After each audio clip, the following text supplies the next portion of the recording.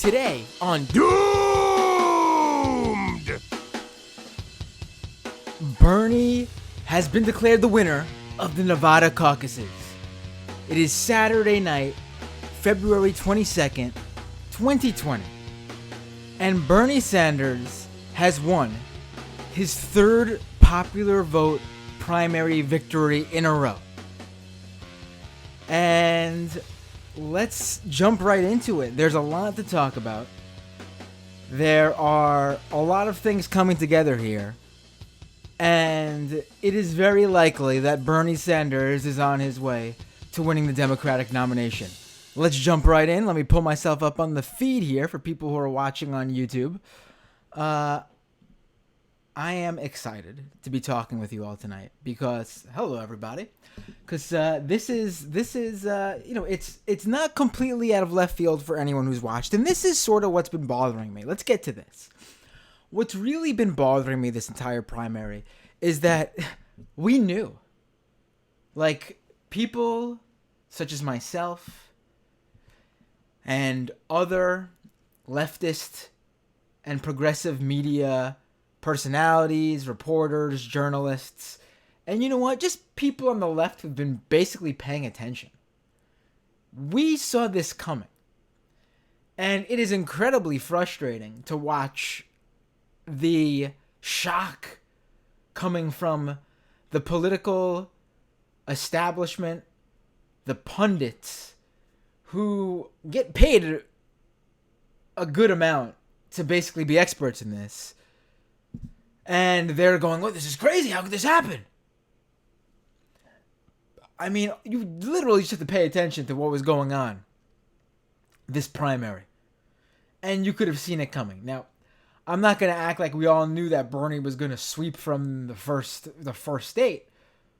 I did think, there would be someone at least putting up a bigger fight, giving Bernie a run for their money, and they'd be, maybe trading back and forth states.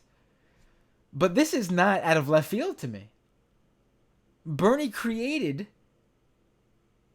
this, like he said in his speech tonight, multi-generational, multiracial coalition. And you can see it was forming. Like, this is really not a surprise. I mean, it's certainly great to see it finally, it actually happen. Finally, after all the work that's been put in from his campaign and all the volunteers and people have put in the time and money to do so. But I mean, this really is not shocking. Yet cable news is besides themselves.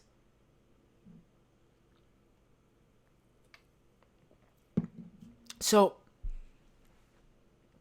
Bernie won the Nevada caucus. We don't know what the exact totals are. Right now, he's at 40 some odd % of the vote, which in a race that basically who are actually the contenders in Nevada? Bernie, obviously, Biden, Buttigieg, Warren, Klobuchar, Steyer. So in a field of 6 real contenders, and of course, I've seen that Gabbard's gotten votes. Yang, even though he dropped out, has gotten votes. I don't know if they were viable. I don't think they were anywhere. But you have this field. And Bloomberg's wasn't even in Vegas, in Nevada. You have this big field, and Bernie brings in so far 40 some odd %. Even if that lowers a bit into the 30s, he's going to be double digits ahead of second place.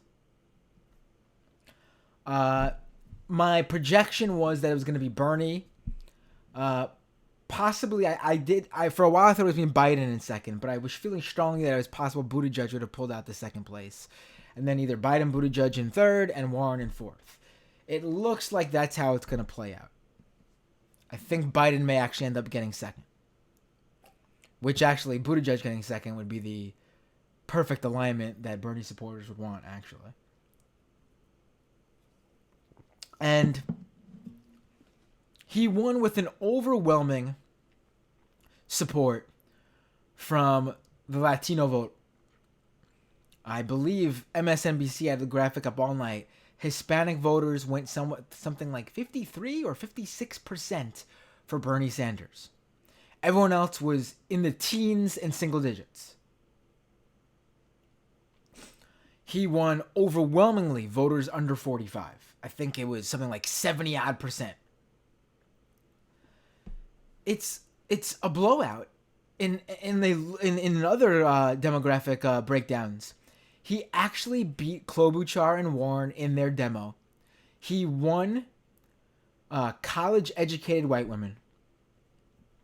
He won overwhelmingly with men with no college education. It's literally, I was looking at the crosstabs in the exit polls. He won every single demo except voters over 65.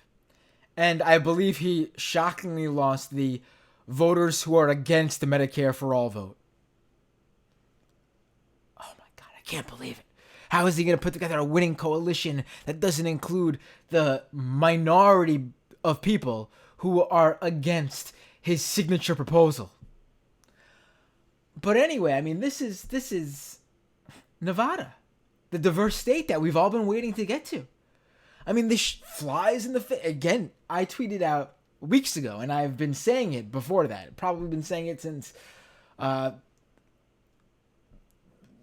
least the middle of last year.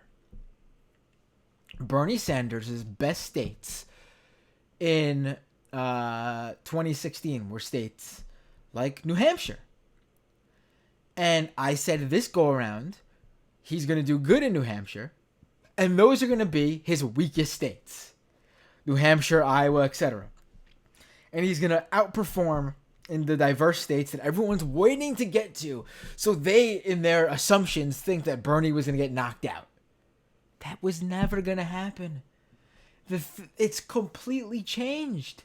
And all you have to do is just be paying attention. Literally. I see it online. Like in 2016, and again, I'm using this example because this is actually the least data-backed example. This is literally just from seeing things play out online. The data actually confirm this, but just from looking online, you didn't even need to jump into the data. In 2016, the whole Bernie bro thing took off, and people maligned his supporters as mostly white men, even though that was untrue even then. And there just wasn't, there was a backlash from his hardcore supporters, his hardcore base, but it was nothing like you see now, where none of that takes off. And that's because his base has grown so big to the point where those things can take off because the numbers and the diversity of those numbers are so overwhelming that you can't refute it when they say, hey, you're wrong. And you could just see it. It just goes to show that when he said he was going to build this coalition, he meant he was going to build this coalition. It's let me pull up some comments here because I'm sure people want to jump on into the stream here. We'll take comments. I'm going to open the phone lines too. If pull open your Skype app. And you can call me at Doomed Live. I am only taking calls about the primary. It could be tonight. It could be the future primary races. Just talking primary tonight, though. I know a regular listener, Renee, likes to call in and talk about his local Chilean politics, which I love, especially on the episodes where we've talked Chilean politics. But tonight I only want to talk primaries because that's what this episode's about. Doomed Live on Skype. Doomed Live.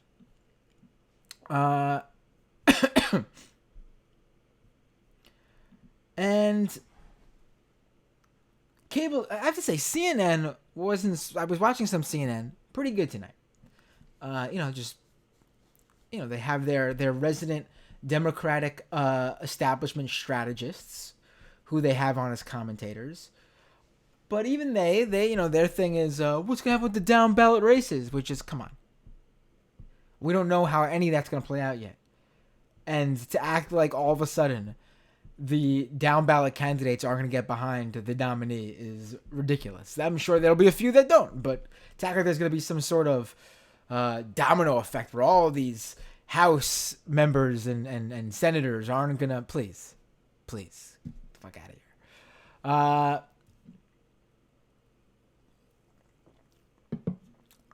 But MSNBC was just, it was just in denial. I mean, you have people like Joyanne Reed, who honestly tonight she was pretty good, and I'm bringing her up because you have people like her who are now seeing the inevitable, and they're doing the right thing. Maybe she doesn't like Bernie. I mean, she does not like him based on her entire history of being an MSNBC host, but she seems like she's coming to the realization that Bernie Sanders will probably be the nominee. So let's get behind him. She's being pretty good tonight. But then you have Chris Matthews. People like Chris Matthews, who are bringing up Nazi Germany comparisons. And it's just like, what? Like, these people really think Bernie Sanders is some sort of Donald Trump. It's the most bizarre thing I've ever heard in my life. You literally have an overwhelming number of Hispanic voters getting behind this guy. You have an overwhelming number of people under the age of 45 getting behind this guy. And all we ever hear is that young people are overwhelmingly progressive every year. As they get younger, as the generations grow into voting age, they're all more progressive than the last. We now know that Bernie Sanders has caught up with the former frontrunner with the Black Democratic base, Joe Biden. Well, it seems like he might still be the frontrunner, but he's caught up with him. And they're about tied, actually, with the black vote. I don't see how you compare this guy to Donald Trump unless you want to sound like a complete idiot. I mean, I guess the closest comparison would be how the party acted with Bernie compared to how the party acted with Trump. But the difference is the Republican Party really did that all for show. How quickly did they line up behind Trump? And they are now the party of Trump. There is no difference between a Republican and a Trump supporter now. They are one and the same. And then you have what Bernie Sanders. I mean, if Bernie does that to the Democratic Party, that'd be fantastic. But I don't think we're going to see that. I think Bernie's going to continue to have to fight with his own party even if he became president. I think they would support him. They'd want him to win. But I don't think it's going to be, lining up and just following whatever he wants like the Republicans do with Trump. So I don't even know what the comparison could be with Trump, unless you just want to sound like you are completely out of touch.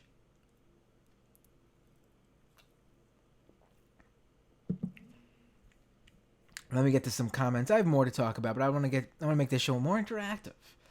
We're having some fun tonight with these Nevada results.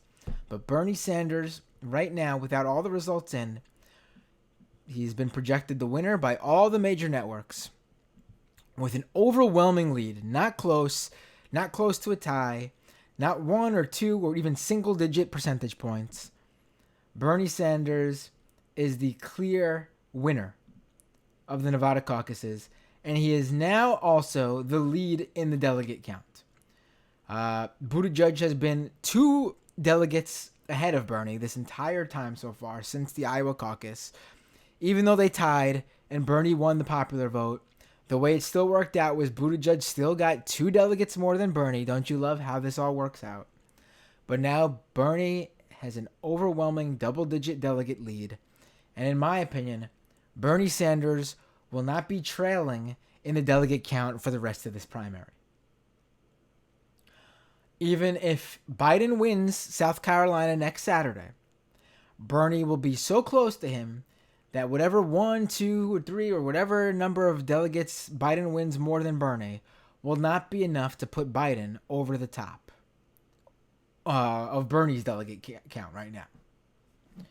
Bernie is going to hit Super Tuesday. He's going to win California. I think he's going to win Texas.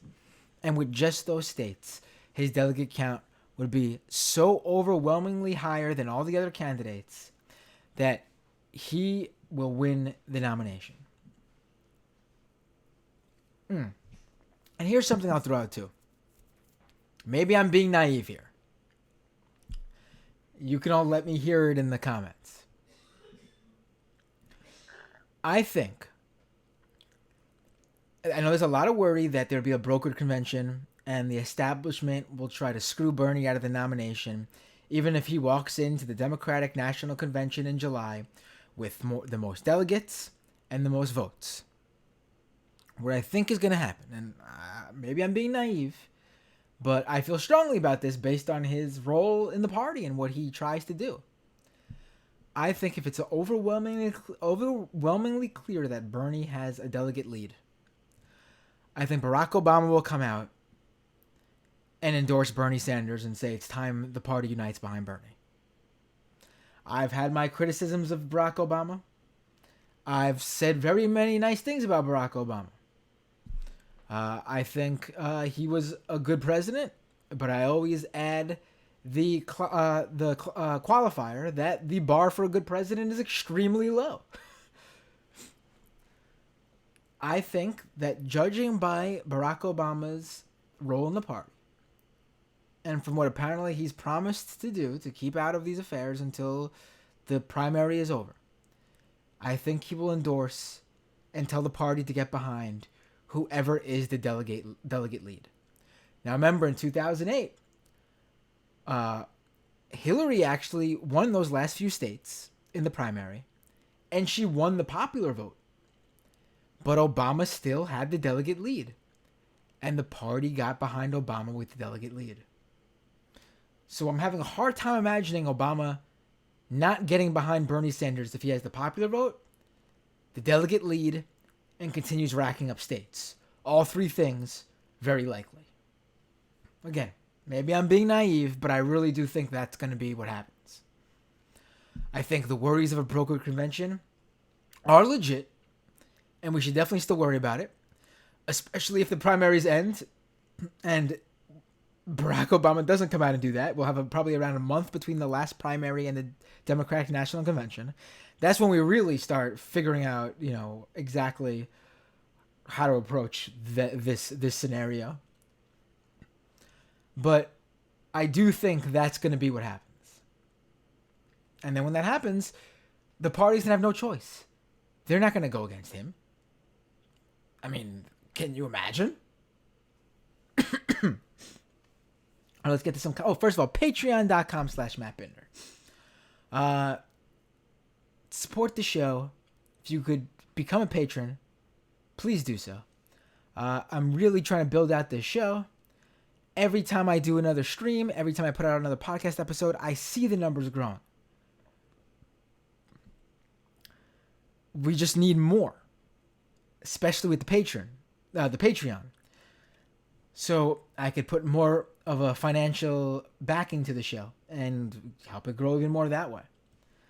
I would like to do more shows, more live streams. And I've already been doing 2 to 3 a week pretty much. I'm going to be doing a stream on Wednesday. I did a stream this past Wednesday for the debate. I'm going to be doing a stream. There's the stream tonight.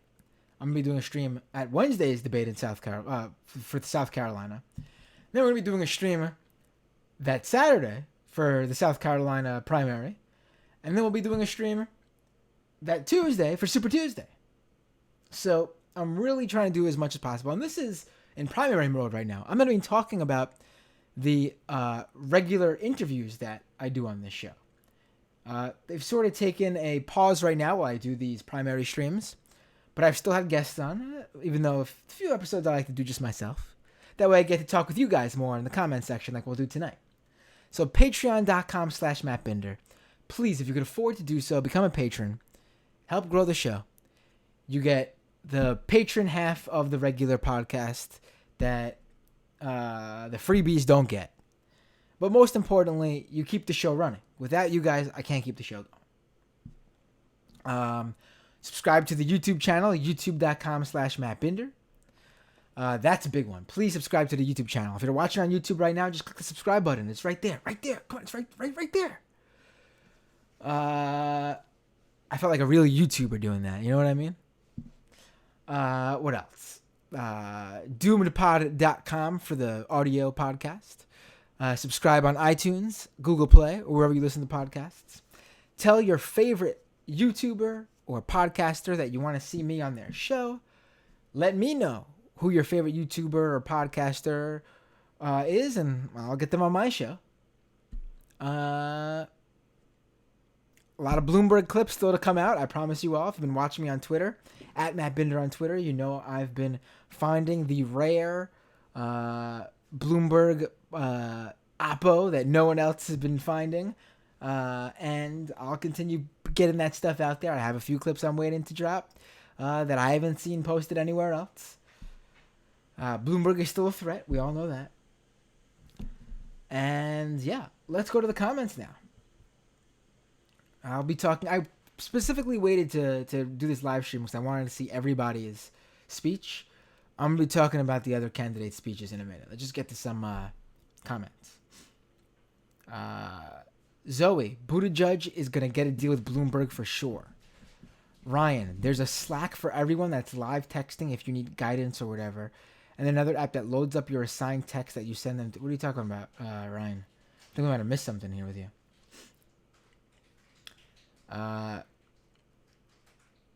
What webinar are you talking about, Jeff? I think I missed some comments here. Oh, yeah. Super chats. If you're watching the live stream, you could drop a super chat in there right now. If you want to give a one-off donation. Renee, with the 2 super chats.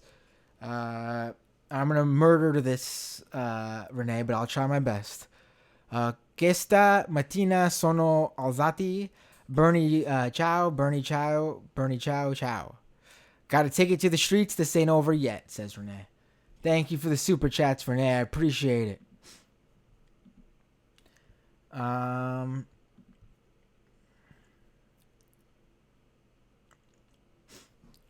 Matt says, I'm anxious for Pete to either drop out or for Amy to wing a comb at him on the debate stage, right?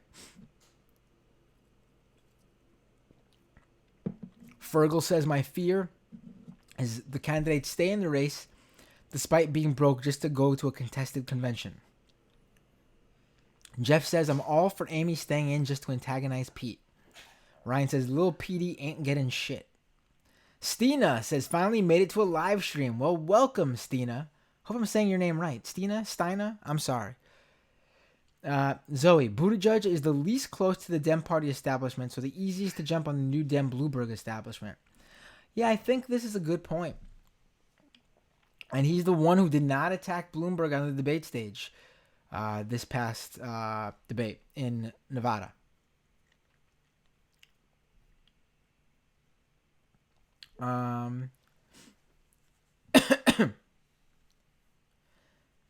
Fergal says,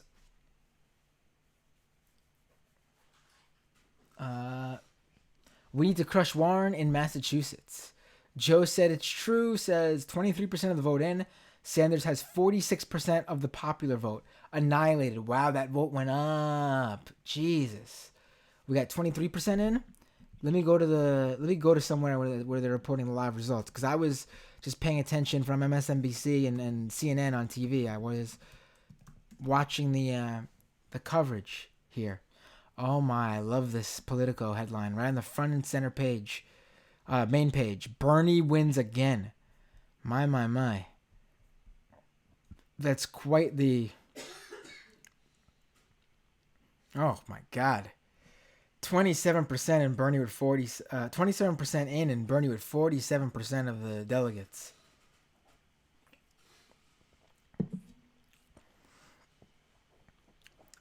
It doesn't look like anyone but Bernie and Joe are going to even be viable. Wow.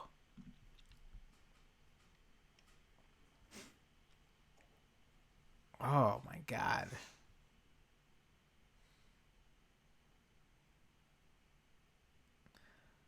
Bernie is almost double Joe Biden's popular vote.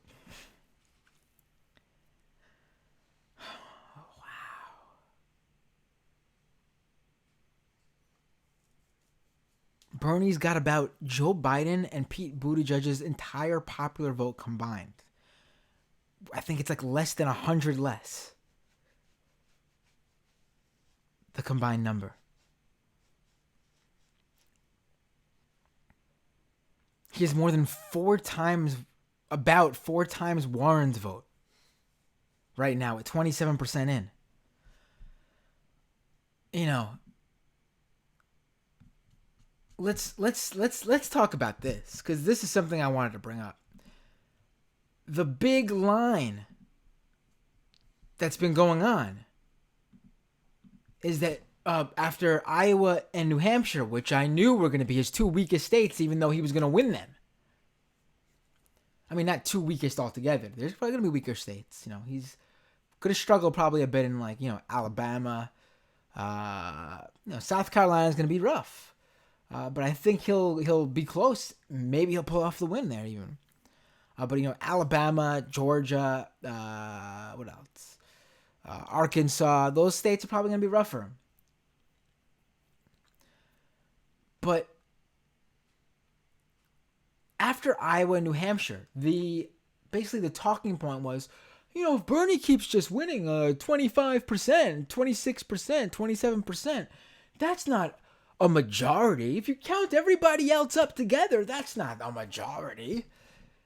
Everyone else combined has more votes than Bernie. Okay, explain this one then. Let's hear that for this. Because that just blows that talking point out of the water. Like, it makes this a joke. This talking point a joke.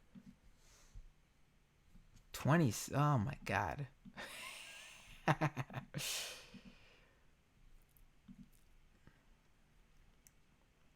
All right, let's get back to the comments here. Jeff says, I really hope when 100% is counted that Pete isn't over 15%. I don't know if he will. Ryan says, LMAO, fuck the pod save Johns. One of those whiny fucks was telling Bernie supporters that if they want Bernie to win, they're going to need to shape up. Right, just please. Zoe, he has ties, but he's not entrenched in D.C. Talking about Buttigieg there. Fergal says, we need to pick some of the losers off to make sure Bernie gets outright majority. Hell, he doesn't even need to do that. Look at this. I'm sorry, if Bernie walks into the convention with 48% of the vote and all these people are still in, that's a majority. I don't care what anyone says. You try to give that to someone else, you're asking for the Democratic Party to never be a viable party in this country again.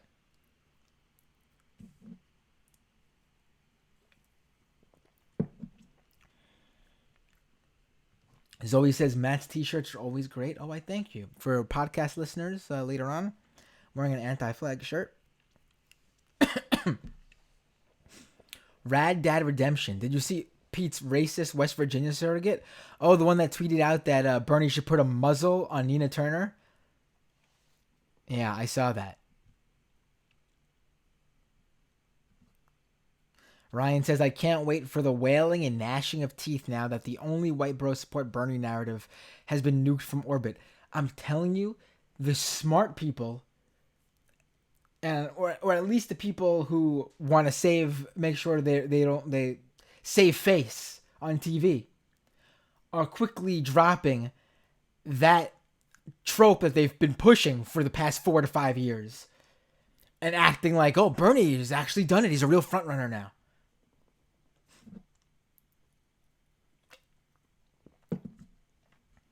Ryan says, hell yeah, Ron Paul, it's happening. GIF. Samuel says, Tyson Fury versus Wilder tonight. Are you sure you want to miss it, bro? I'm not a boxing guy. I watch pro wrestling and I pay attention to MMA. At least for the bigger fights. I'm not a boxing guy, though, really. I mean, I get this is a big fight. I know that Tyson Fury has been on WWE. Just don't really, it's not my thing. I'll pay attention to the winner. I'll look it up afterwards, see who won. Probably watch highlight clips to see. I'm not like completely disinterested, but it's not my thing.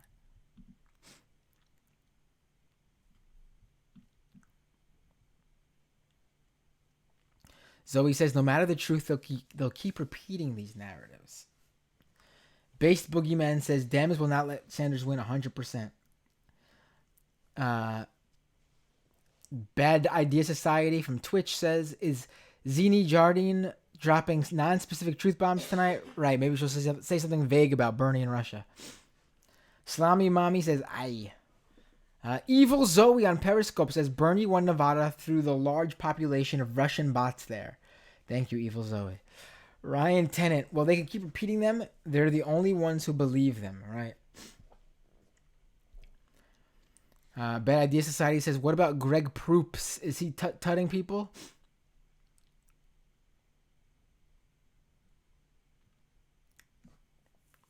Boriquas for Bernie is laughing at that. Jeff says, Warren well below viability. Grim says, Bernie gonna gulag the libs and the Nazi publicans. Gonna gulag, excuse me. I was like, gulag, what? I was like, what? Brett says, it was a good night. Watching cable news pundits react was pretty entertaining. Grim says, Warren must drop out pronto. Zoe says, Liz has got to drop out at this point. It's too miserable. Yeah, they're not going to. I'll get to that in a bit. Ian says, Liz is unwarranted. Renee says, es un asunto de sobrevivencia. Jeff says, youth turnout, though. Rad Dad says, Gordon, a guy that used to work directly for the Dem Party, said Bernie needs to muzzle Nina. Yes, which is racist and sexist on so many levels.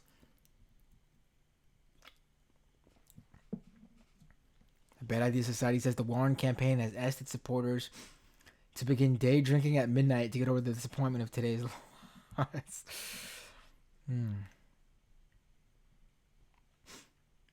Brett says, isn't Bernie polling higher than Warren in our own state? That's troubling for her. Right.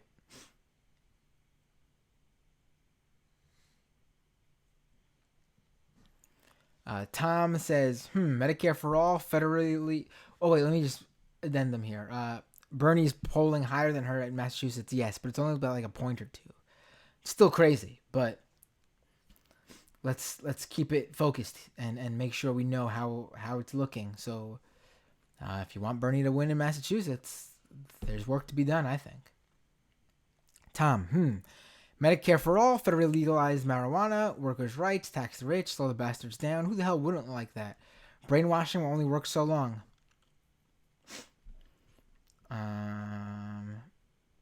Jeff says you can't afford to lose your own state. Absolutely. Oh, Zach says he has the same shirt I do. Bad Idea Society says Warren is going to either drop out right before or after the Massachusetts primary. I don't think she's dropping out before Super Tuesday. She got a real fundraising bump after her good debate performance at the debate on Wednesday. But it's not translating into support in the polls or at the voting booth or the caucus sites.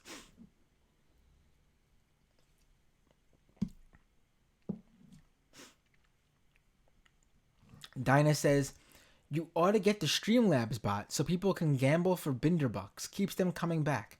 How does that work? I know what Streamlabs is. I know how to set it up. I don't know what you're talking about in terms of there's a gambling thing on there. I should set it up then.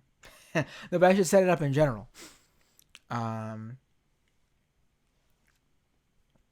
Inner Bang says, good stuff, old Matt. Thank you. Salami says, Bernie will win Texas. I really think he will.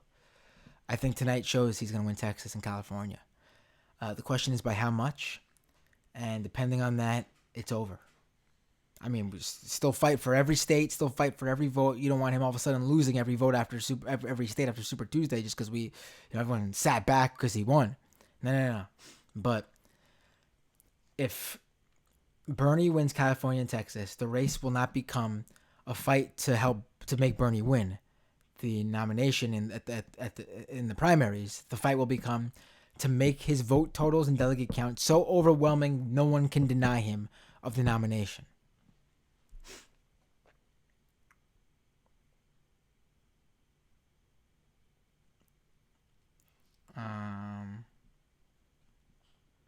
John says, we are going to fucking do this. Socrates' brother-in-law says, moderates, Indies, and Republicans won't vote for Bernie. He'll be 30 million short if he gets it. I mean, he won with moderates tonight. And polls show he's very popular with independents. We're not going to win Republicans. No Democratic candidate's going to win Republicans. The point is to win get the base out there, win the independent vote, and turn out traditionally non-voters, which is the majority of the population.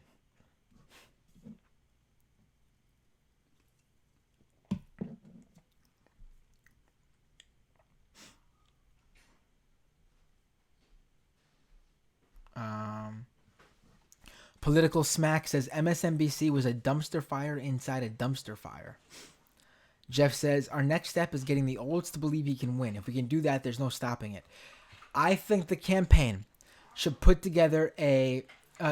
aside a significant amount of money to specifically reach out to people over the age of 45.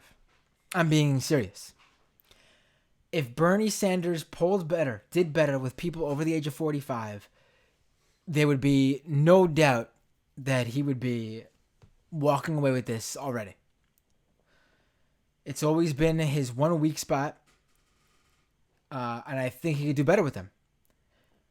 It's not really the campaign's fault. It's the generation, but there's clearly work that can be done.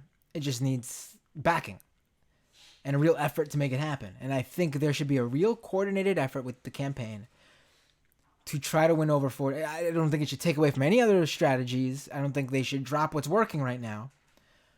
But they should try to put maybe an extra fundraising call, even just tell people what they want to do and raise extra money than they've already been raising to specifically do that.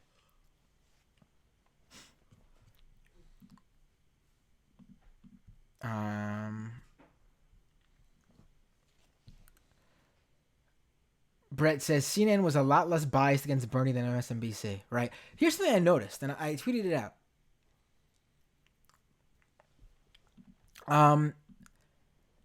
I asked a question on Twitter. Does MSNBC have any millennials on their shows as a regular panel guest or commentator, especially for the primaries, for the primary coverage? And then I also followed up, how about CNN? And at least I know that CNN has Alexandra Rojas from Justice Democrats. A fairly new addition, but still. I know she's a millennial, she's a progressive activist, she's on the panels. But here you have a frontrunner who is running away with the youth vote. And neither station has a significant number of millennial panel guests, millennial commentators. It's a joke. Why are we hearing from everyone over the age of 50 here? I mean, that's why their coverage is off when it comes down to it.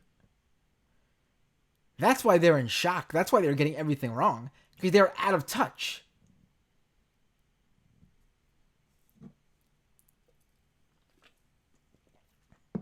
I mean, literally. Just reach out to some YouTube personalities. Reach out to some podcasters. There's a whole talent pool of smart leftists who could have made young leftists who could have made your coverage sound so much smarter. You guys could have called this all months ago.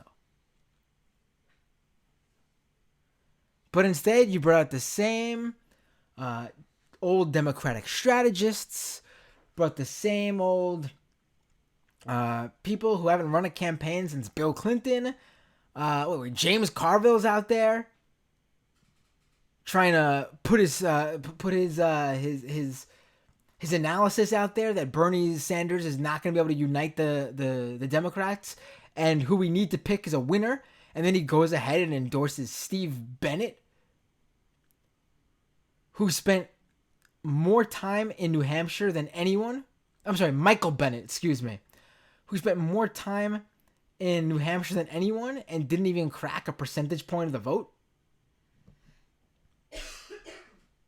I mean, it's a joke, and it makes you guys look horrible.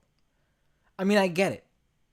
There's possibly interest in not having someone on your network speaking highly of someone like Sanders.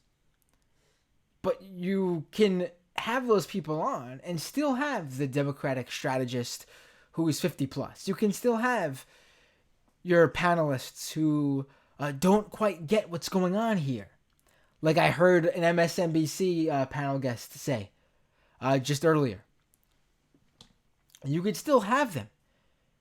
That's what the panel's for. Conversation. Having the discussion go back and forth.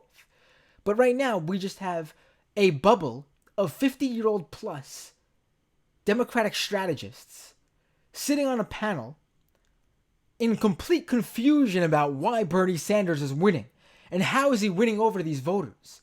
And if you combine all the moderate vote, they're going to beat Bernie, but they really aren't because they're not coming together to decide who should run against Bernie. And if that happens, Bernie loses, even though polls after polls have shown that if you put Bernie against just Buttigieg, if you put Bernie just against Bloomberg, Bernie wins every single time. Because regular voters, their ideologies don't work out that way. Someone could like Amy Klobuchar because they like her. And then she drops out and they go, you know what? I like Amy a lot. But you know who else does really well in Minnesota? Bernie, because he's strong for workers like me. So even though I would have preferred Amy because she's the hometown girl, I'll go to Bernie now. Or you're going to have people who, I really like Biden. You know, I like him because he's former vice president and I respect him. He knows his way around Washington. He's an elder statesman. Biden drops out and they go, you know, Bernie's been a senator for really long and I like him. I respect him. I agree with a lot of the things he said, even though I thought maybe Biden was a better mainstream general election candidate. But you know what? Biden's not in anymore. I'm going to go vote for Bernie. And we see this is the case. The polls ask supporters of these candidates, who is your second choice? And so many of them say Bernie. It's a complete breakdown of the media establishment, pretty much, is what we're seeing here. They are now masks off. We see why they get things so wrong. And it's never been clearer than a guy who has overwhelming support with people under the age of 45 winning these primary races. What I'm saying is, MSNBC or CNN, hell, even Fox News, contact me. I'm open for bookings.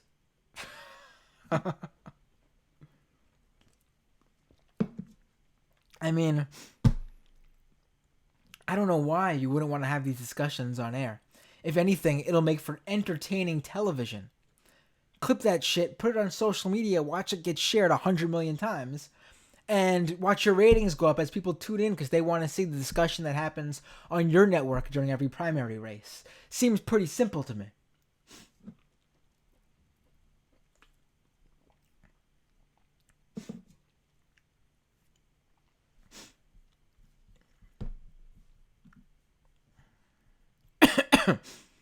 Once again, patreon.com/Matt Binder. I really would appreciate if you're able to. Again, if you're not financially able to, do not do it. I completely get it. If you're, working hard and getting by, I totally get it.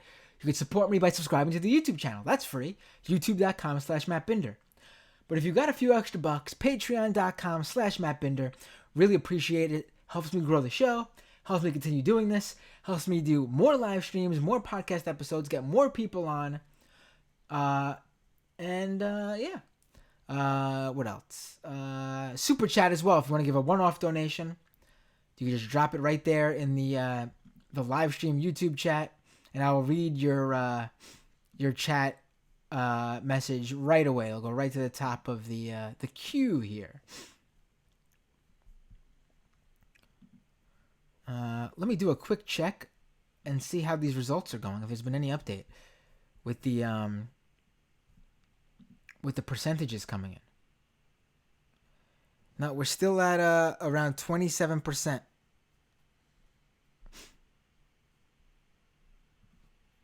Bernie's still with that overwhelming lead of 47%.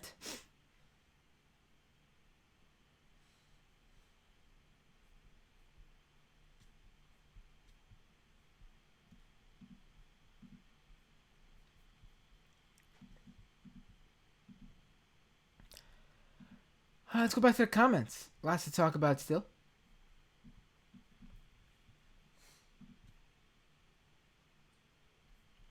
Um,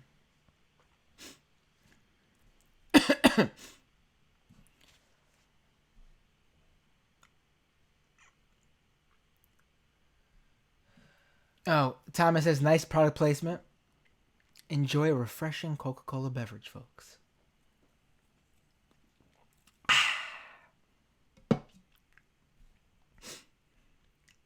Uh, Tom says, where do you broadcast from? I mean, state, anyone? I'm from New York. NYC. Queens, to be exact. The home of AOC. And Donald Trump.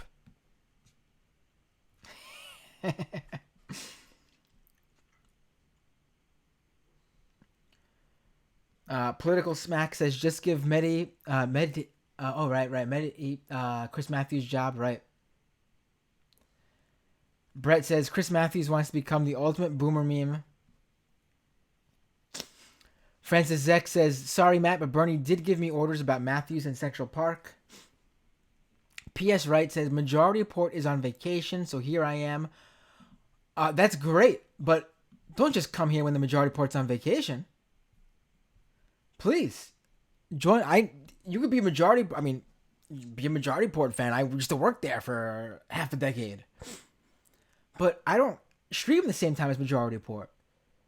Them being on vacation should mean nothing to your viewing habits.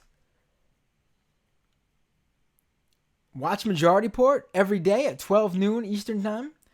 And then at night, enjoy a wonderful 9 p.m. Eastern Time episode of Doomed. That's the usual time, but it's completely different with the primaries now. For the debates, I try to go live about a half an hour to 45 minutes after the debate ends, so I can hear what a little bit of the talk is after the debate, what some of the takeaway is from the pundits, and also to give some of the other live streamers who live stream during the debates time to wrap up. And then for the caucus and primary nights, as soon as the results come out and the speeches are done,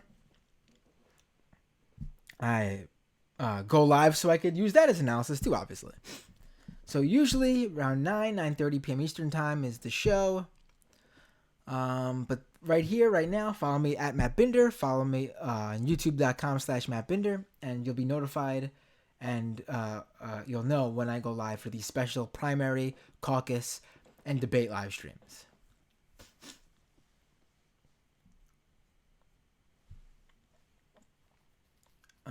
Rad Dad says, bend the knee, DNC. Tom says, I reported a Bernie in a Nazi uniform on Facebook as hate speech. They denied it twice and left me no further options. Dinah says, Democrats will never become the party of Bernie, LOL. Right, that was in response when I was saying how Republicans all lined up behind Trump. Yeah, right, she's right. That's what I said. The Business Goose says, 2 guys that say huge. I say huge. I'm from Queens. 3 guys that say huge, excuse you. Josh says, so now we're just worried about convention fuckery, yeah? No, not yet. I say wait till after Super Tuesday to worry about that. I say we're ahead. It's looking good. But he's got to win on he's got to do a good job on Super Tuesday.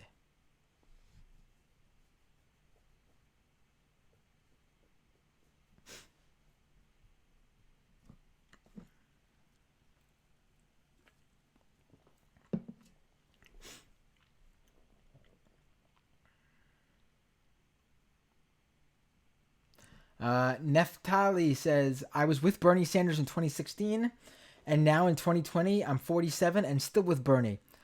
I'm a Puerto Rica, bro. Hell yeah. Heisenberg says, I'm calling Bernie winning Texas in the general election just to crush the orange clown. If he won Texas, that would be...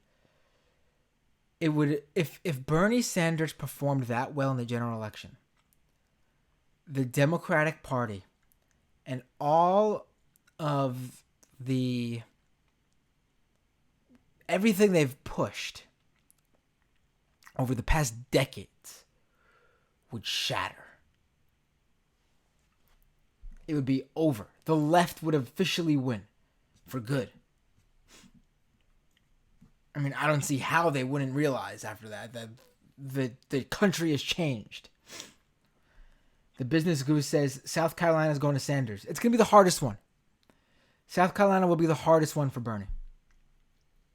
I really do think so. In terms of out of these 4 states we've already seen. I think he's going to do really good.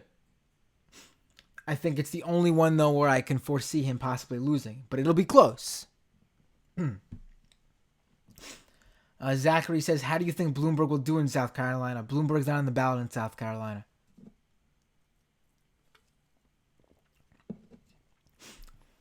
It's the last of the states where Bloomberg's not a factor.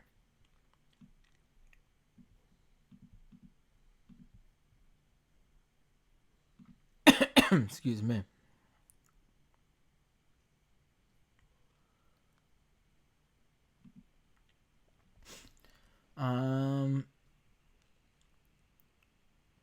Vispa says, weird, I thought California was before Super Tuesday, but either way, I cannot wait for March 3rd.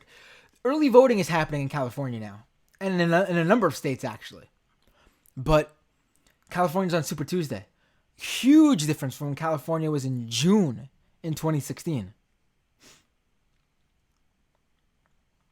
Todd says he needs to take all in California to avoid superdelegates. That's going to be rough. I know the polls show that, but the polls are putting the other candidates, and this has happened in every poll that showed Bernie as the only candidate above 15% for viability. The other candidates, it's not like they're at like 5, 10%. The other candidates are usually like 13, 14%, which means within the margin of error, which means most of the time they're going to push up and probably get around 15, 16, 17, 18%. It's going to be very hard to do a shutout in California. The state's too big. But he can perform as well as he did in Nevada tonight. He can perform in California the same as he did tonight in Nevada, I think. And if he does that, that'll still net him an overwhelmingly number of delegates. It would be done. I keep refreshing this count. I want to see how the numbers change as more votes come in. Josh says, do you think he will win flat out? Well, people have to remember that there hasn't been a flat out winner that didn't need the delegates from their opponent and or the superdelegates to win. And geez, I don't know since when. But Hillary didn't hit the number. Obama didn't hit the number. They both needed the other candidate to transfer the delegates over and also the superdelegates.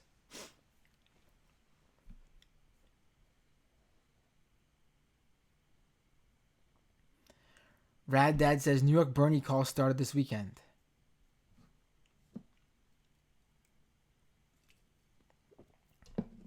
Jeff says I want this to be a mandate.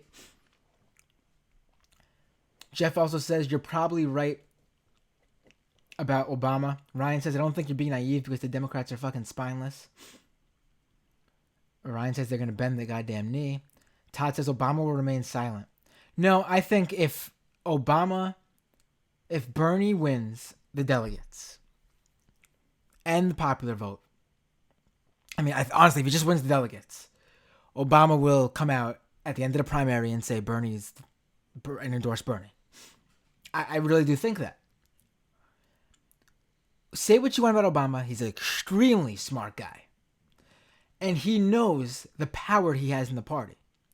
And he sees the way the wind is blowing. And I know there's all these rumors, and someone close to the Obama team said this always makes the news. The Obama people themselves, and from sources who are from Obama directly, say they want to remain completely out of the primary, let the course run naturally without putting their finger on it. Obama did this in 2016. You can say what you want about the Democratic establishment, but Obama kept his word in 2016. He did not say a word about who he supported in 2016. He stayed out of it completely. And he made sure his direct people stayed out of it completely. He did not endorse Hillary until the end of the primary races. And he met with Bernie first to say, listen, it's over. I know you haven't endorsed Hillary yet, and the convention's still a few weeks away, but there's no more contests. The voters have spoken. I'm endorsing Hillary because she's winning in the delegate count and the popular vote count.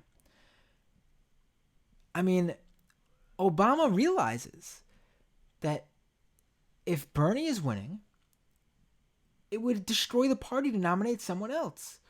And I think this time more than any other time, with the demographics of Bernie's base, the Democrats will always know that no matter what's happening in the present, their future is going to be so bright because young people are overwhelmingly Democrats or Democratic-leaning independents. And to have someone like Bernie be part of the Democratic Party means they're going to continue to overwhelmingly have young people. And young people aren't growing up to be more conservative like the old adage says. No, they're getting more progressive as they get older. Everyone from the younger Gen Xers to all millennials and Generation Z, the Zoomers, they're all getting more progressive as time goes on. The Democratic Party, if Bernie wins, is basically guaranteeing, and by nominating him, guaranteeing that those young people are going to stick with the party forever. And the Republicans, time is not on their side. No matter how good it's looking for them with Trump as president, and they pulled off the upset last time around. So, Obama sees that. He's got to see that. And I think when the primary's said and done, whoever is winning in the delegate count, Obama will meet with all the candidates who are still in the race and say, listen, the voting is over. We need to unite. This person won the most votes, has the delegate count. I'm coming out. I'm endorsing. And when Obama does that, no one in the Democratic establishment is going to go against Barack Obama.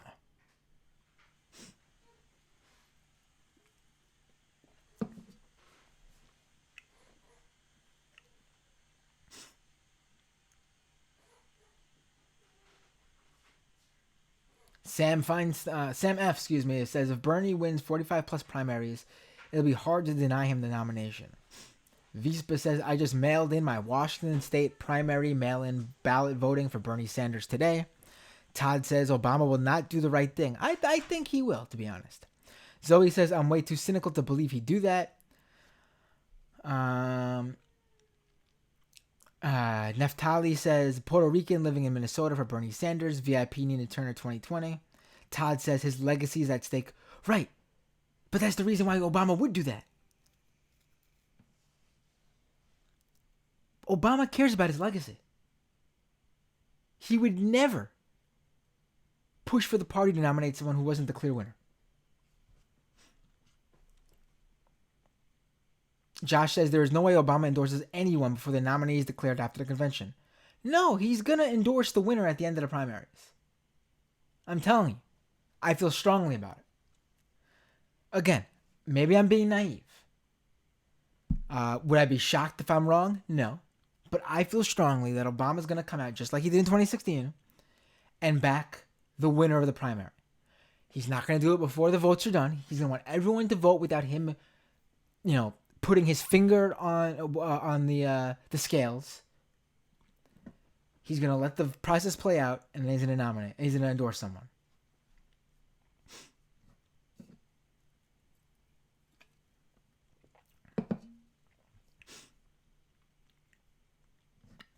Ryan says, what legacy? Obama's legacy is Trump, and Trump wrecked all his legacy. He has a legacy with the party. I agree with you. I've said it before myself, actually. Trump has destroyed Obama's legacy as president. There is very few left from the Obama era. Obamacare, pretty much. Um, but Obama still has a legacy with the Democratic Party. If Obama came out and endorsed someone tomorrow, that person would see a huge jump in the polls. I mean, it's undeniable. Jim C says Obama will endorse Jeb. Heisenberg says eventually we'll have to accept the inevitable. Bernie beats Trump.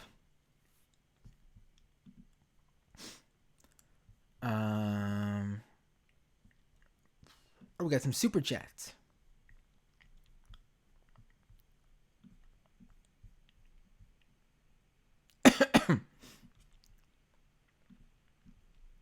And make sure I get to these.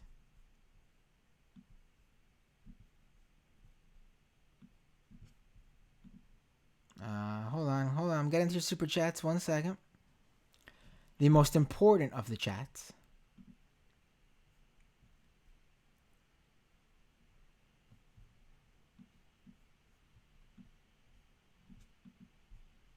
Oh no, it's cutting off one of the super chats. Why is that happening? All right, hold on. Let me figure out what's going on here. I want to get these super chats. Just give me 1 sec. 1 second. That's all I ask.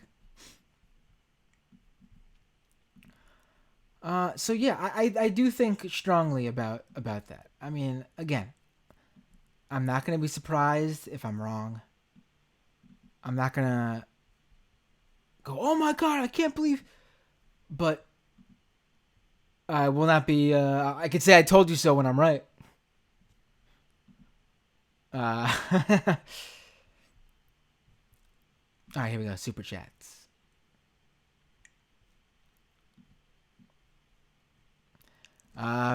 Neurotic says, thank you for the $5 super chat, buddy.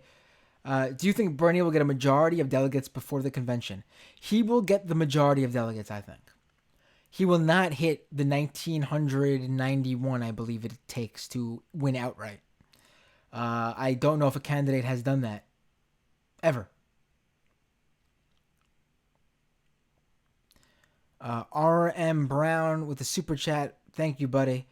Do you have any idea how to deal with YouTube pushing people toward corporate media? Also, what's your favorite soda? I love all soda. Coke, Pepsi, Dr. Pepper,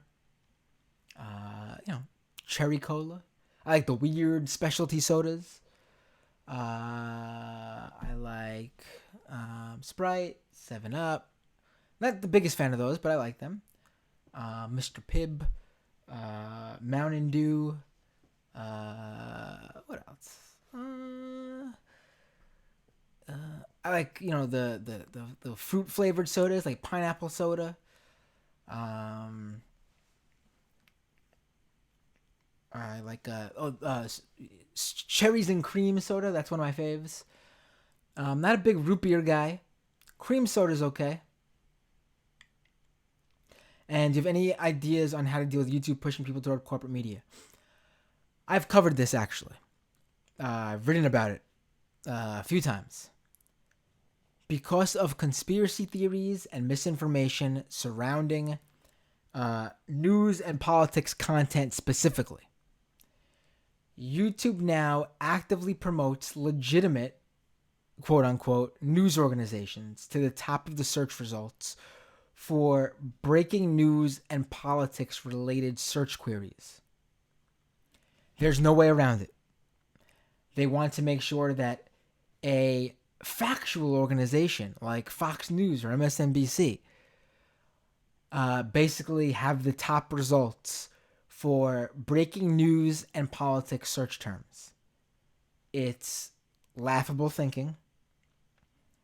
It's not what I think it's a bad way to handle this situation. But this is how they want to deal with it. There's no way to get around it. This is what they've determined, and it's now been over a year. This is what they've determined is the policy they want to have to deal with conspiracy theories and fake news and misinfo and disinfo.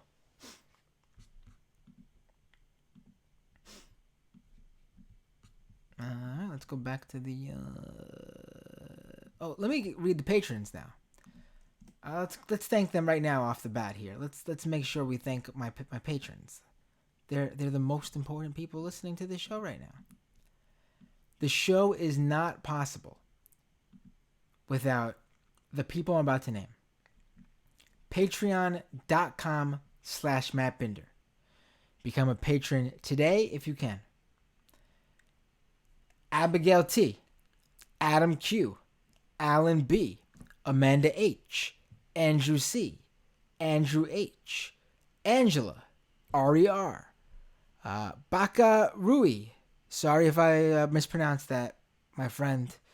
Ben, Benji, Bobby M, Brosnan, Champagne Kame, Chris F, Christine H, Colin R, Connor R, Cracker Barrel, Cyber Snowstorm, Cynthia J, Dan K, Dan M, Dank Uger, Dave K, David Z, Doug H, Dragon Slayer, Eugene B, Fraz K, FTW All Day, George A, Greg D, Grim, Igor D, Jack D, Jameson Test, Janelle A, Jasmine H, Jeremy M, John B, John S, Jonathan B, Jonathan L, Joseph R, Joyce M, Justin S, Katie S, Kaushal, Laputin Machine, Lisa D, Mariah, Mark S, Matt Z, Max W, User Me, Melissa M, Mitch V, Michael B, Michael J, Michael M, Mr. Danks, Nicole A, Namde Net, Null Style, Odeath, Penelope D,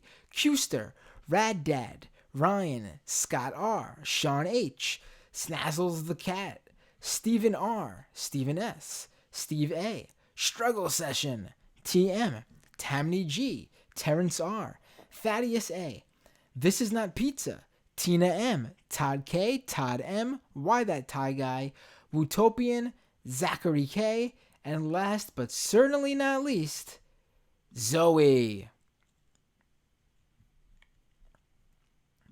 Patreon.com/MattBinder. Instagram Haver on Periscope. Bernie1, baby. Jeff says, Obama has his brand, at least, if not a legacy. Gig You on Periscope says, Trump 2020. I always love my resident right-wing trolls on Periscope.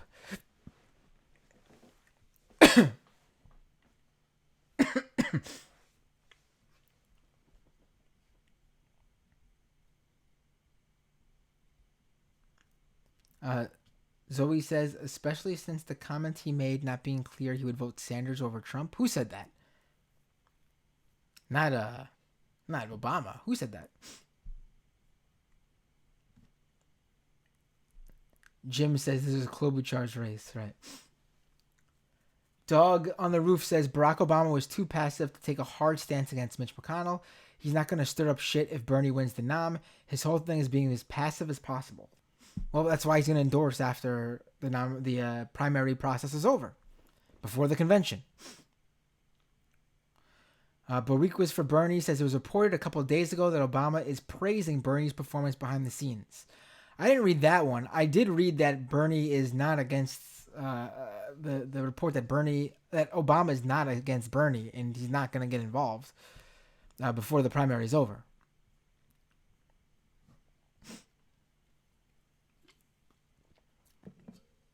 Brett says Bernie's campaign is in top form right now. It's only going to get better.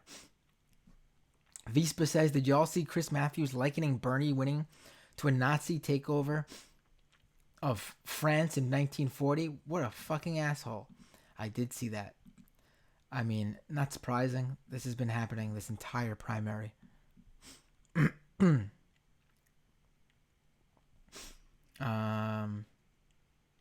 David says, I saw you on the Majority Report. Yes. Did you see an old clip or my recent when I filled in for Sam?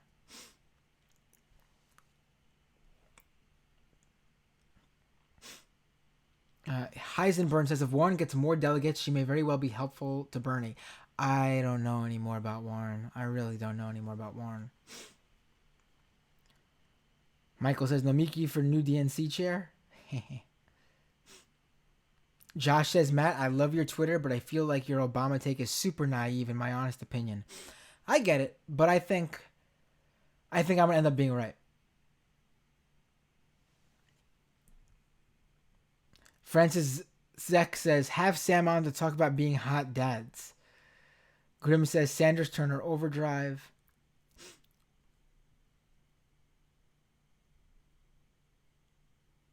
Vespa says, is Matt a dad? Yes, I have 2 kids, buddy. I have a 4-year-old and a 9-month-old.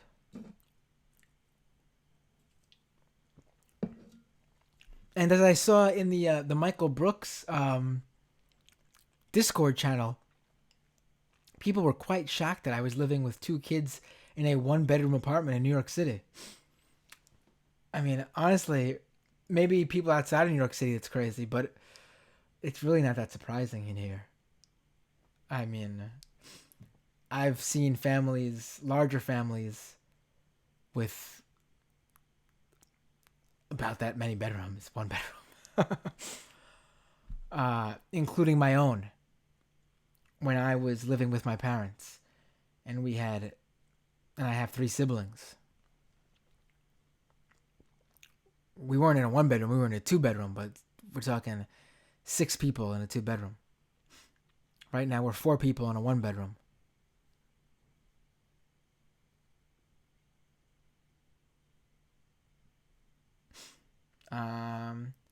Ryan says, Matt, we got to get you on Street Fight. The wrestling talk alone would be worth it. Josh says, I bet the Surfs would love to have you on. I would also love to see that. We gotta make it happen, man. Both Ryan and Josh, let's make it happen. Let them know that you want to see me on their show. I'm sure they'll reach out if you let them know. And I don't want to just reach out and be like, hey, you guys should have me on. You guys should contact them. Let them know it's what you would like to see. I would definitely take it more seriously if someone who listened to my show told me I'd like to have you on. I mean, you can see how serious I take that by literally having an entire shows with guests who are recommended by the listeners of this program. So it would mean so much more to have you guys tell them you want to see me on than for me to be, hey guys, you should really have me on your show. Vespa says, seems that Bloomberg is dead in the water. No. He continued, Vespa continued very happy about that. No, you're making a mistake. Do not count Bloomberg out. Do not count Bloomberg out. His money is going to keep him going, and not just going.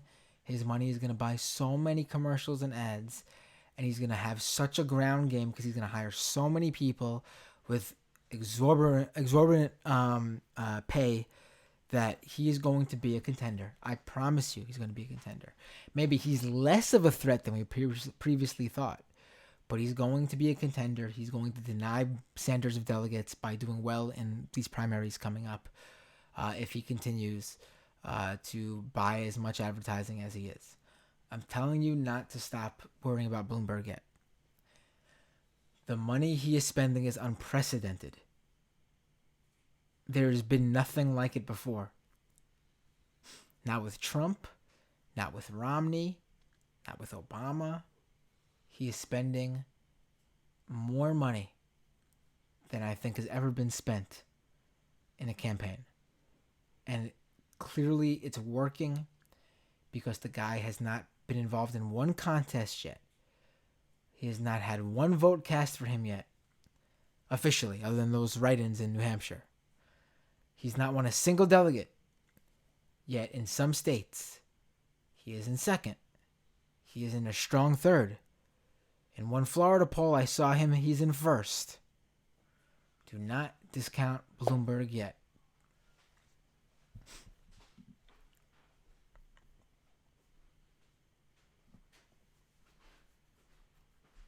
Francis X says, yeah, get on the surfs.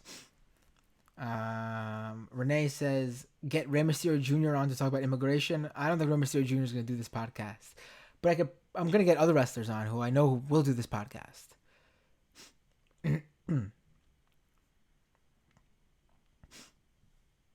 All right, there's a lot of comments tonight, and I want to make sure I get to the most recent. I usually start at the top. Oh, let me get to the super chat. Renee says, like Central Committee, but with less malding. Bear says, sorry, I just can't take Bloomberg seriously other than his money. What does he got? I think I just explained it. All right, I'm going to go through some of these comments faster so we can get to the more recent discussion. Excuse me. Bear says, did Warren drop out and endorse Bernie? No. Mason says, damn, the numbers really are growing, man. Congratulations and keep it up. Once I get these medical bills paid off, your Patreon is my first stop. Mason, thank you so much for saying that. Support the show right now by subscribing to youtube.com/MattBinder. Subscribe on the iTunes. Leave an iTunes review or a Google Play review. Those are really important. Tell your friends about the show. You can do all that without spending a dime. And then 100% take care of what you got to take care of personally before giving me a dime. Do what I just told you to do. It doesn't cost you anything. And then when you're able to, I'll take your Patreon money.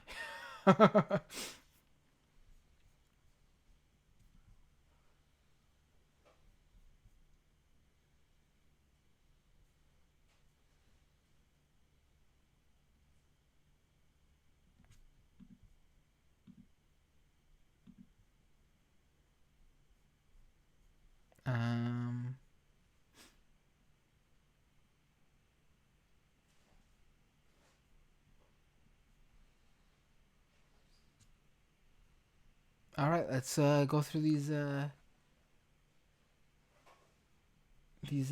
chats.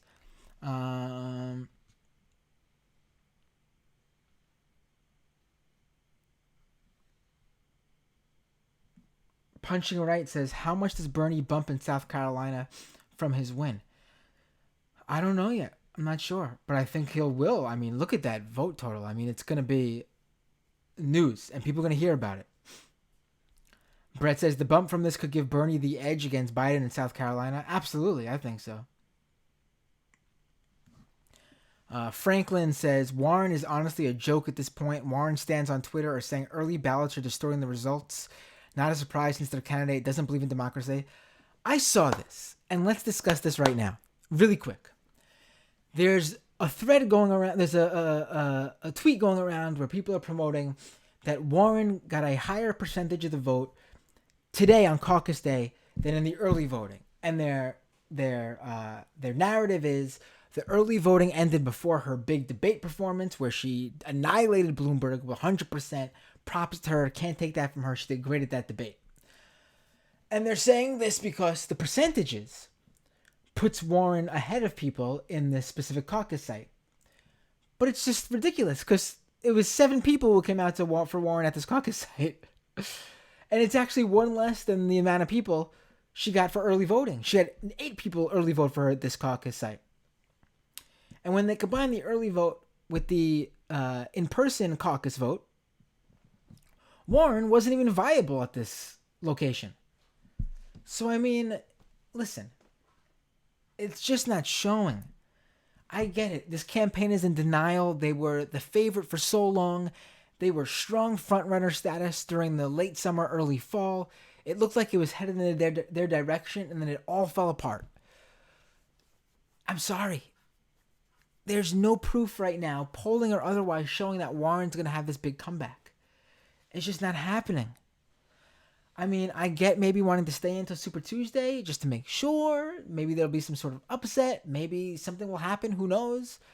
But just from what we're seeing now, I think it's delusional. And this is coming from someone who thinks if I was in that campaign, I'd probably want to take it to Super Tuesday just to see. I get it. I'm not asking you guys to drop out now. I mean, I hope the Warren supporters see the way this is going and support the progressive in this race, who actually has a chance of winning at this point. But I think what you're seeing now is a campaign, the entire campaign has yet to come to terms with what's going on. And you just see it in how they're having the candidate act and how the candidate is acting and what their current strategy is. Great that they're still going after Bloomberg, but she is now going harder after Bernie. She brought up the medical record, Bernie's medical records a couple days ago, which someone who calls someone a friend shouldn't do that to someone. I mean, that's not, you want to go after them policy wise, fine, but the medical records, low shot. And then tonight I was talking with someone who was like, oh, it's great that, they said to me, oh, it's great to see Warren just going after Bloomberg. And right after they told me that, I had to say, listen right now. And lo and behold, there was Warren going after Bernie, saying how the difference between her and Bernie is that she gets things done. I mean, it's I don't know what to say for Warren.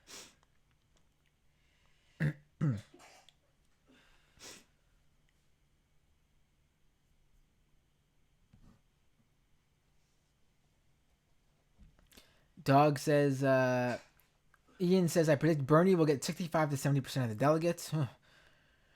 Dog says, I think Steyer's strategy at this point is being so nice to Bernie that Sanders feels bad for time, drops out and endorses him.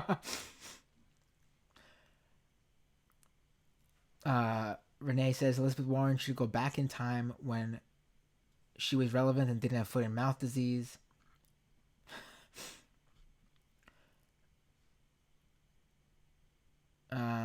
Brett says Warren might have to drop out soon. Sai says Joe called his second place win a comeback.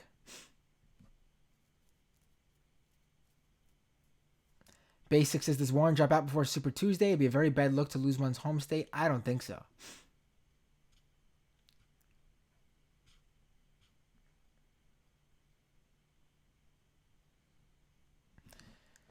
Josh says, while Bernie is rocking the popular vote, there is no way Obama endorses him before the convention. I mean, I think he does if it's clear that Bernie is the winner. Even if he doesn't hit the amount needed.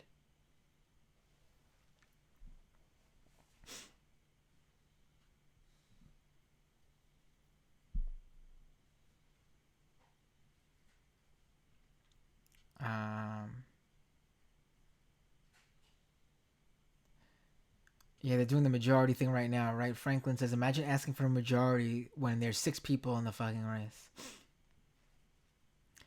Abby says, either we're going to see a Bernie presidency or the first party split since 1830s. Exciting times.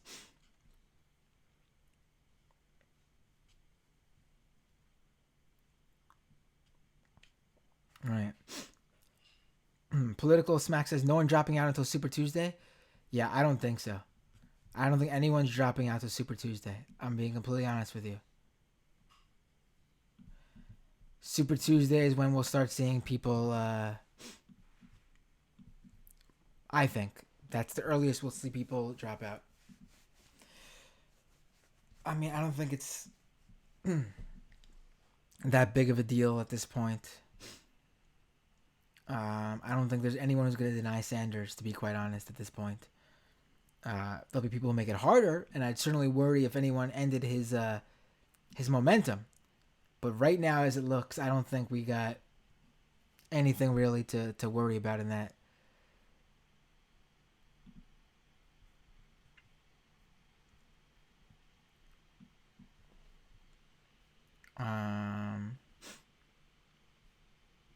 All right, folks. Just a little bit of time left, and then we're going to call it the end for tonight. Ryan, Warren is so hapless. She had a good debate performance, and then she goes and shoots herself in the foot by accepting super PAC money after she railed against them, right? Right, Rad Dad. I saw that Dick Van Dyke ad. That's a great ad. Dick Van Dyke endorsing Bernie. Love to see it. I love how he called him the young candidate, too, because Dick Van Dyke is 92. Jason on Periscope says, I'm pro-flag. Thank you, Jason. Jason also says, I need a haircut. Thank you, Jason. I actually got a haircut recently.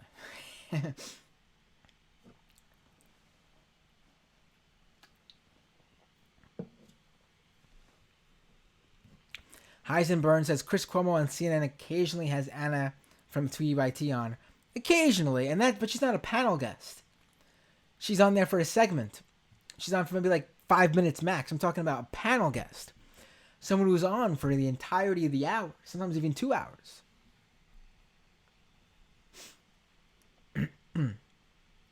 Piccolo says, "Does Carvel have a Patreon?"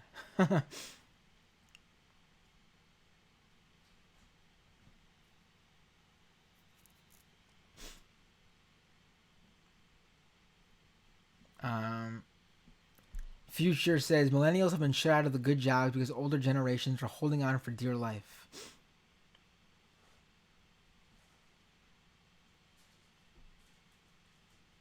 Um, Franklin says, "LMAO, Michael Bennett spent 2 years in Iowa." Right, I'm catching up. I'm really behind in the comments because there were so many. Bob says, "Boomer here for Bernie, no brainer, people." Nicola says, "Millennials are 40 at the oldest now." No, I think it's actually 38. I don't think any millennials hit 40 yet.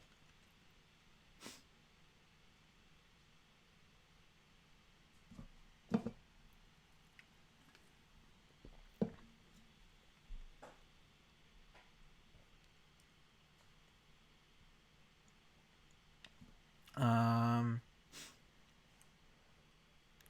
Neftali says, "I was born on." Neftali is a Gen X Puerto Rican from Minnesota, late 40s, who supports Bernie Sanders. Nice.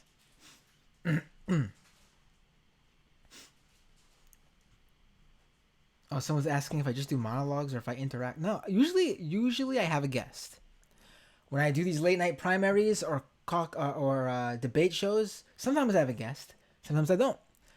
For the first part of the show, I will do a monologue. I will break down the results for everybody. People are listening to the show; they want to hear a breakdown of what just happened because some people might not have caught it. And then, as quickly as possible after doing that, I jump into the comments here and I have a discussion with you guys. Sohail, subscribe to my channel. Thank you. Wesley says, "The thing is, though, Matt, those corporate media outlets are monopolies. They have no competition. They don't care about ratings. There's nowhere else for pharmaceutical companies and Boeing to advertise."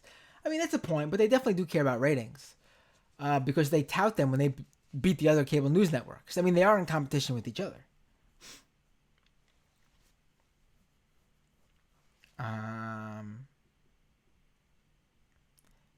Damien on Periscope says Bernie doesn't have a chance. Well, I don't think that's the case.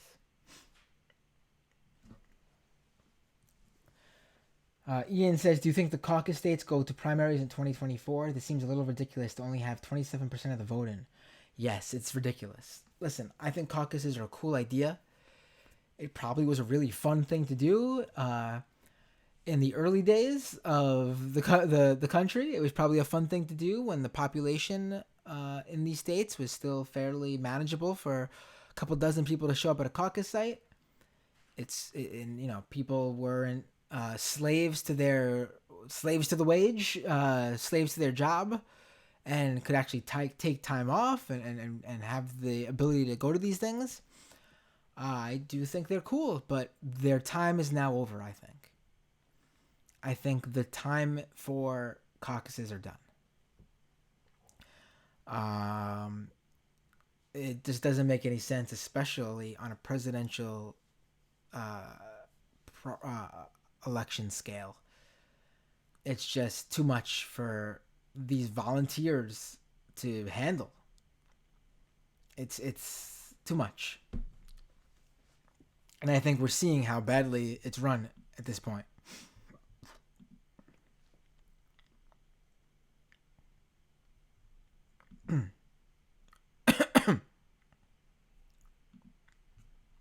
Wait, where's the? I want to see if there's any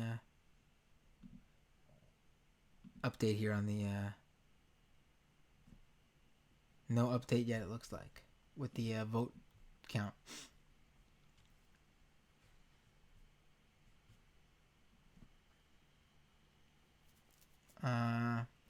P.S. Wright says, "Okay, I'm following. I subscribed. Sold me. Thank you. I think I do a good job on this show. Thank you."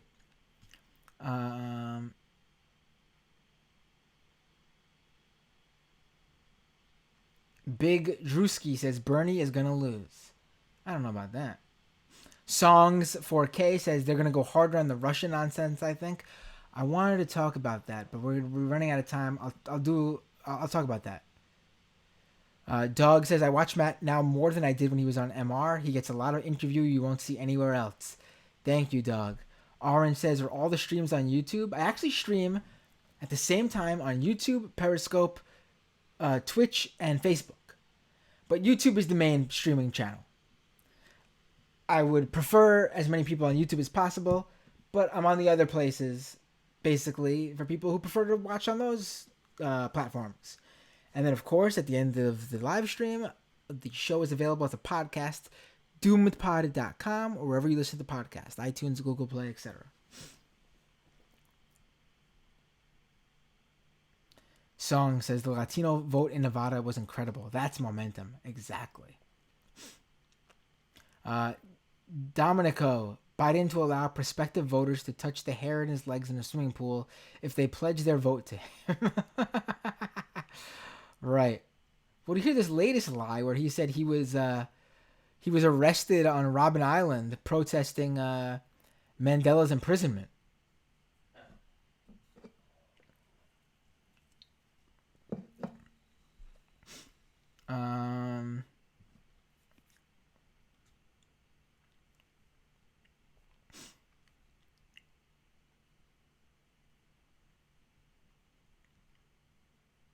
Umar says Biden's whole campaign is I'm friends with Obama and vote for someone else. Right.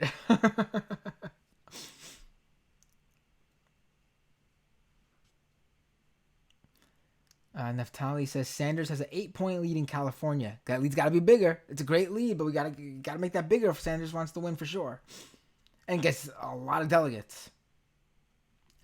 742185561 just said just mailed in my Washington ballot.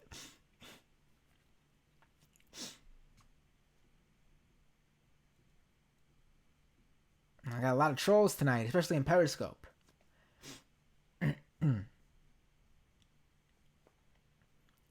Yeah, Obama's not endorsing Biden before this is all over. Anyone who thinks that, he would have done it already. He would have absolutely done it already. Cooper says if Bernie wins the general election, people like Chris Matthews and James Carville need to resign in disgrace. All right, Bernie is the first person to ever win the popular vote in Iowa, New Hampshire, and Nevada. I forgot about that stat to mention it, but I just did. There we go. Dude, man, says, dude, Matt, there's no way Obama will endorse Bernie. He personally was saying he'd stop Bernie from winning. No, he didn't. That was debunked. Zoe is very disappointed in me for saying I was not a big root beer guy. Cancel Matt, says Zoe.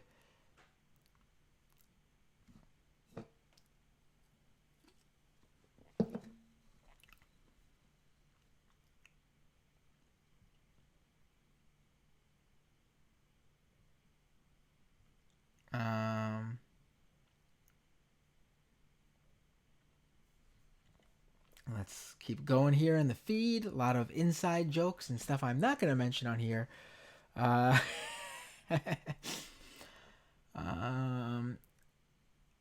Jamie from Antifada, who is a very nice person. I'm a big fan of Jamie. I've done shows with her on the Majority Port. She's great. People are also big fans of hers in my comments, but a little bit too big a fan in terms of no need to do that. You use her last name in that way. Dog says, I know Warren's a politician and cynical, but I feel like she's been twisted into an entire other person by her consultants. It sucks because she was pretty good lately. Not. I've been saying this. Senator Warren is great. I don't know what happened to her in this campaign as a presidential candidate. It's very disappointing. And holy shit, the 40% of results in now, Bernie Sanders is approaching 48%. He has doubled Biden's popular vote total. He is now officially, uh, jeez. If you combine Joe Biden, Pete Buttigieg, and Elizabeth Warren, Bernie has more votes and county delegates percentage. Oh my God, that's if he did that going forward every time, it would be an undeniable victory in every state going forward.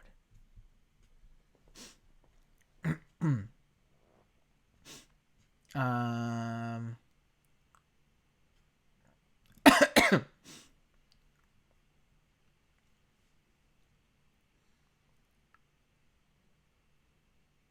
Dragonfly says Bloomberg working on low information voters.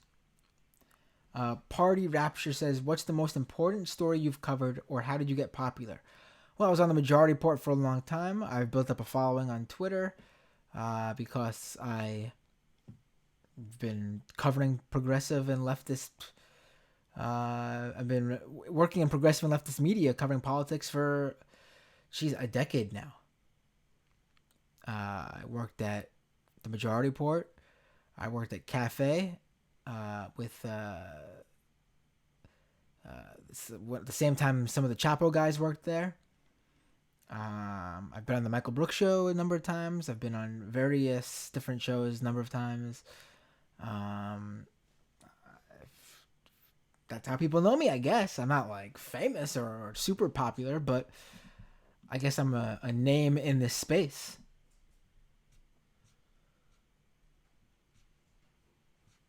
In this very niche, small space. So he says, people voting for Bloomberg? LOL, what a bunch of losers. Yeah, in New Hampshire, Bloomberg got like 1,000 write-in votes. Salami says, Bloomberg is probably the official spoiler now that Warren is hemorrhaging support money. Well, she raised a lot of money recently.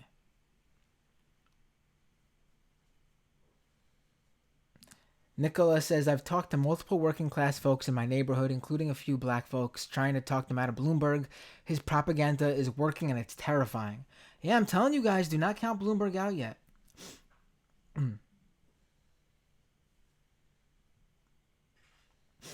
Debbie says, we have 3 generations in my fam voting Bernie. 80-year-old, 50-year-old, and my son's first election. It's going to be a good Thanksgiving. All right. Oh, 74218-561 says, you just got a new patron, bud. Thank you. Thank you. Really appreciate it. Patreon.com/Matt Binder. Folks, that's how you can support the show. Oh, we got another super chat. Penelope was just in Florida. Bloomberg ads on TV at every commercial break. I think Florida, honestly, at this point, would be the least surprising state if Bernie lost it. It would not be surprising me at all. First of all, in the general election, I think it's time for us to stop considering Florida a swing state. It's a red state. The population is just becoming too white. Old white retirees are moving to Florida in droves. It's basically becoming Republican country. I would wager to guess that Florida is probably more right-wing now than Texas, more right-wing now than Georgia. It's time that we start putting that money that we waste on Florida. I'm not saying we give up on Florida. There's still plenty of Democrats in Florida who we can reach for the House, for the Senate races even, for local and statewide elections. But in terms of the presidential race, especially with Trump, we need to allocate that money, I think, more smartly. I don't think we should waste it in Florida after especially 2018, where the governor and Senate candidates both lost, even though they were projected to win. Andrew Gillum, huge upset that he lost. That I think there's more of a chance of Texas turning blue, to be quite honest with you, this election.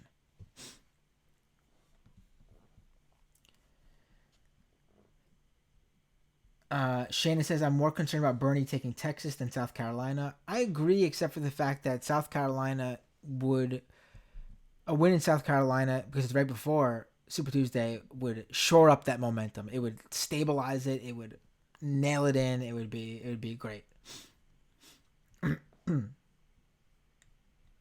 That's pretty funny, Umar. I took a test on socialism.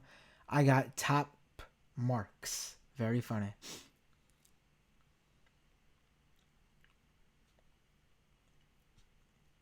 Uh, Shayna says Warren is done. It's either Bernie Bloomberg or Bernie Biden. Debbie Binder, who do you think Burns will pick for VP? I got no idea, to be honest. No idea. We'll have to. I'll think about that more, and We'll talk about that.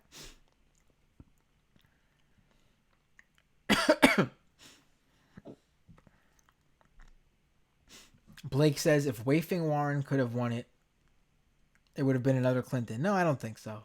Bernie is literally one of a handful of honest politicians that fights for we the people. I don't think Warren would have been a Clinton, but I don't. I would have been interesting to see how she fared with Trump. I think she'd have been pretty good, but she's not Clinton.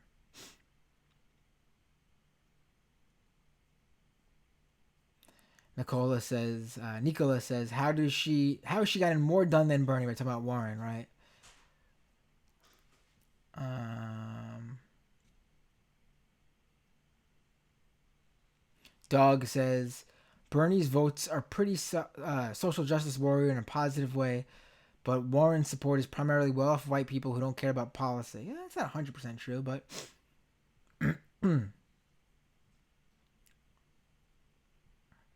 her support definitely is whiter than I think her own campaign thought it would be.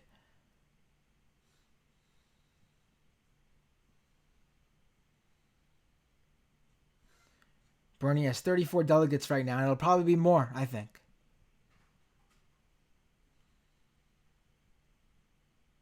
Um,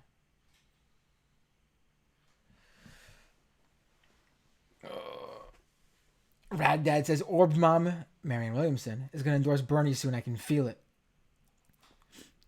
Thanks for no privacy, says Matt. Any plans for MR reunions for any of the debates? Well, contact Sam and let him know you want to see me on the MR debate shows. You got to let him know that. People got to contact Sam. Do it in droves right now, all of you. Open up your email and say, hey, why don't you invite Matt Binder on for one of the MR debate shows?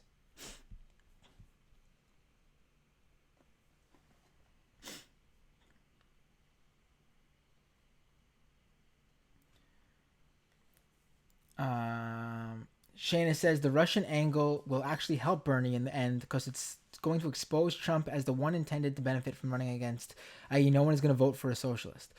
I wanted to talk about more about the Russia thing. We got this, too much to talk about. We'll talk about that another day for sure.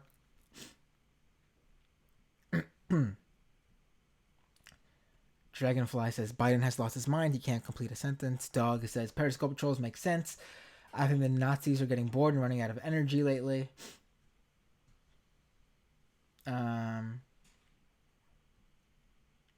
JD said, "Did you see De Blasio dunk on Pete?" I did. De Blasio's. I'm telling you, I tweeted. De Blasio's going to be a good. Say what you want about De Blasio. He's a disappointment as a mayor. He's been weak on a number of things, but I said he's going to be a really good surrogate for Bernie.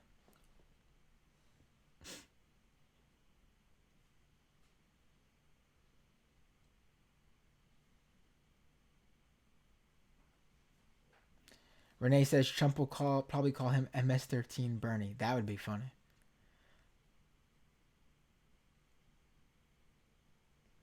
Grim says Florida is a shithole. Carl says decommission Florida. Salami says I'd be very surprised if he won Florida.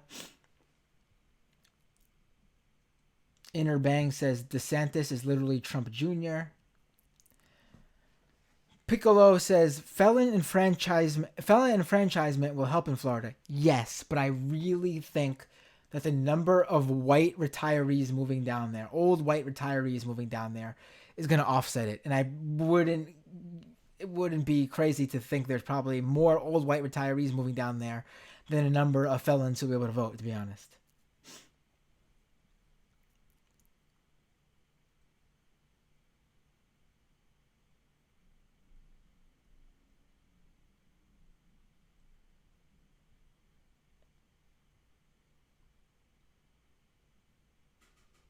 Um, Bob said older Cuban vote in Florida, also very anti-Bernie. Right.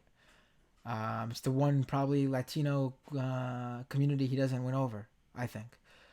Nicola says, I'll never get over that Chapo segment where they talk about that retirement community that basically was Trump kingdom and the insane views of the elderly. Dragonfly says, Bernie just needs second in South Carolina. Yeah, but a win would be fantastic.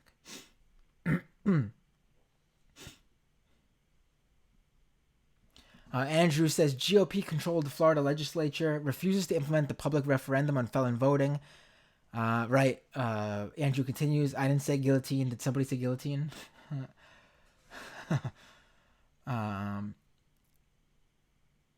Ryan says, Matt, are you going to be at the DNC?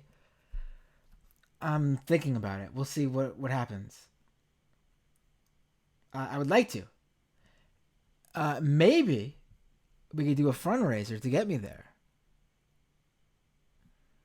Patreon.com/Matt Binder for now. But if I had the finances to get there, I will definitely go there and cover it 100%.